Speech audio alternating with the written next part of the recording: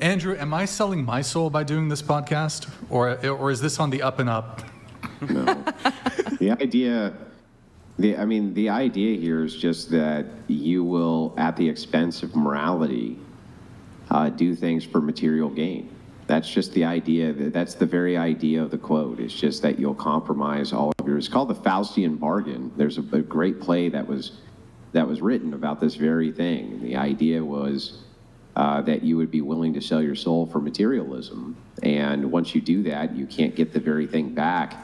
So it's like that old adage Dave Ramsey used to always say, that a man will spend his entire health to gain wealth and then spend all of his wealth to get his health back, right? Mm-hmm. It's just how we value things. We make these value assessments and we fuck them up. And when you're young, you fuck them up worse because you feel like you're invincible and immortal. You never think that age will catch up with you. You're going to be the one who doesn't age. You're going to be the one who never gets older.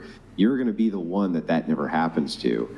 And it happens to everybody. And unfortunately, most people call it modernity, right?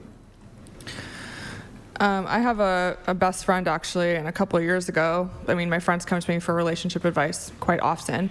So I only know about what femdom is when they first said it, because my friend came to me and she said, I started seeing this guy, and he literally has this weird, told me after a month or so, and she was showing me the text, and it just was graphic, funny, sad. He sent her a picture, and he was like, tell me it's so small you can't even use it. It was so sad. And she was just she said she felt like shit inside. She was like, I can't do this anymore. He sent me so much money, but I feel like crap. What should I do? And I'm like, you should stop. Absolutely. If you feel like crap, then it's not tell him you're not the girl for him, And she was like, yeah, it's hard because he is giving me money and I'm trying, but I can't sleep at night. And I was like, if you can't sleep at night, you should stop. Wait, Andrew, I got a question for you. Yeah, if I cannot sleep at night, that thing is bad. But after I get all that money, right? After I get all that money. I didn't really mean to make it into a virtue signal thing. I'm not saying you're virtue signaling. I'm just saying I'm just trying to explain kind of what the principle is, right? I think everybody, for the most part, at least in the West, is going to come to various crossroads of choice, where they'll have the choice in which they can compromise the very belief structure that they have in exchange for some type of material possession that they desire. And unfortunately, I think in modernity, most people will compromise that morality for that material possession. I think that is far more common than not. And I think in modernity that women suffer from this far more than men, which is why I consider men to be more virtuous than women. It's not because I hate women or think that women bad. I think that they're wired towards security, and because of that, it's far easier to compromise them when 100%. It comes to an exchange of morality for material possession. If you want proof of this, see Eve in the Bible, then you'll understand where I come to this conclusion. If you guys haven't taken your time to just read Genesis, I don't want to make this religious, right? But just read Genesis, and you understand a lot of this stuff, and you understand why societies back then, they have it all figured out. They had it all figured out. Okay? Genesis is very important. It's very short, right? When you read Genesis, it's only a couple pages. It's not that long, right?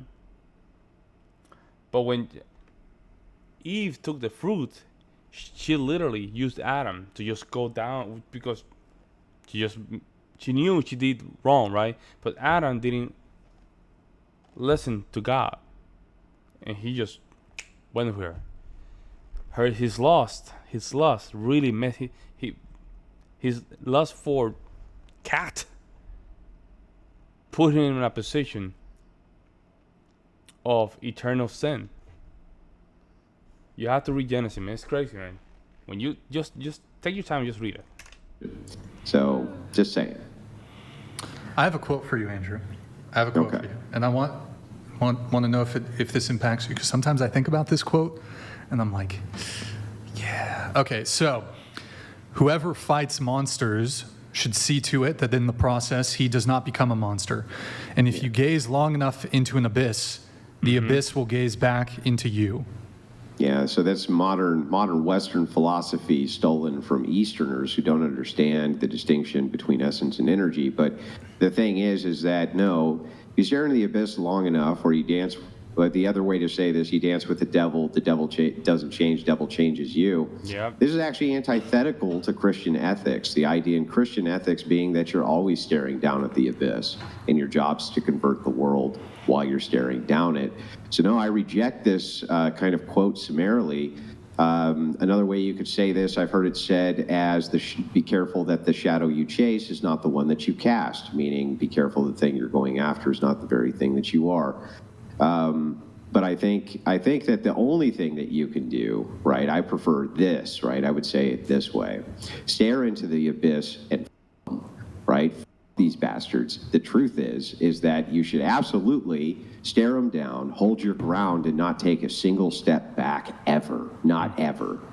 And I think that those quotes are essentially cope. They're just trying to tell you to sidestep the issues which are in front of you in order to try to safeguard yourself from falling prey to the same types of vice. However, I think that you could be effective and not fall prey to them.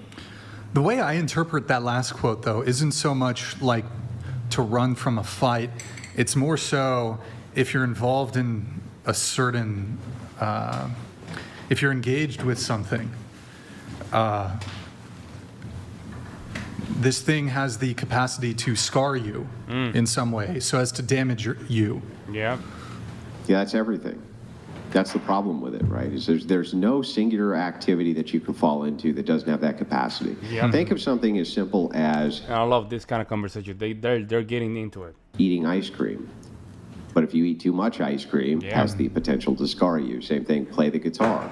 But if you play the guitar too much, right, it has the potentiality to consume you. This is just a basic truth about almost any activity that you can engage in.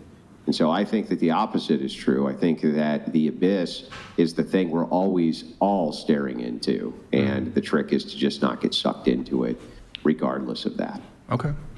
Let's get through the. They're funny because we were talking about the abyss. I think it was yesterday, about how deep it can go, and we were talking about guys that like to just indulge in their most secret indulgements, right? Like the most secret, the weirdest things, right? Sexually. That's the abyss. The more you practice that, the more you go into it, man. This is gonna be hard to get out. It's gonna be hard to get out, folks. Don't do it. We're talking about not only drugs, I'm talking sex.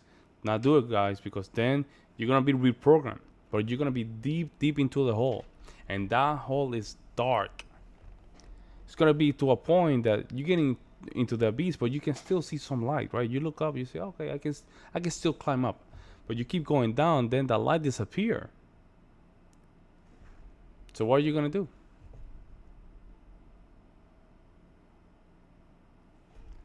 Let me know what you guys think, and I'll see you in the next one.